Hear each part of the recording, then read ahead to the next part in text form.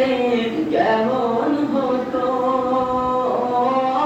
দোনায়ানে রাসূল পাক দেখিলে কেমন হতো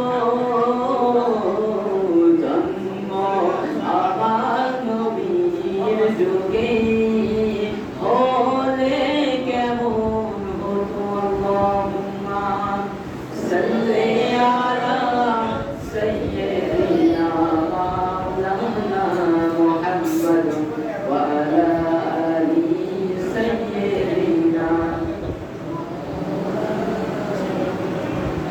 আলহামদুলিল্লাহ। মহান আল্লাহ পাক রব্বুল আলামিনের কাছে শুকরিয়া আদায় করি যে মহান আল্লাহ পাক রব্বুল আলামিন আজকের রজনীতে সকল কাজ থেকে ফারিগ রেখে আপনাকে আমাকে শুধুমাত্র কেবলমাত্র একমাত্র নবী সাল্লাল্লাহু আলাইহি ওয়াসাল্লামের মিলাদ মাহফিলে উপস্থিত হওয়ার তৌফিক দান করেছেন।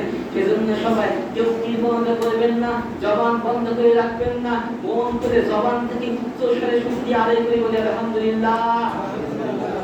সালাম পাঠ করি সেই মহান নেতা মহান নবী যিনি ছিলেন মানবের সেরা মানব, যিনি ছিলেন নবীর সেরা নবী।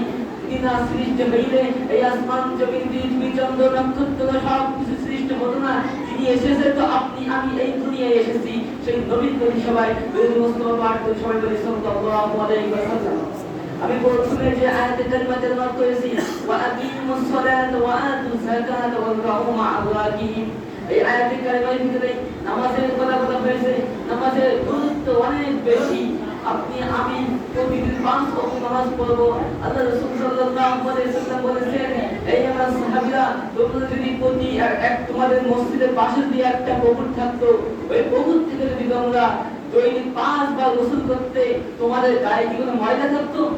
তখন প্রত্যেকটা সাহাবী এক বাক্যে বলে, ইয়া রাসূলুল্লাহ ইয়া হাবিবাল্লাহ, অবশ্যই অবশ্যই আমাদের গায়ে কোনো ময়লা থাকতো না, আমাদের গা সবসময় পরিষ্কার থাকতো।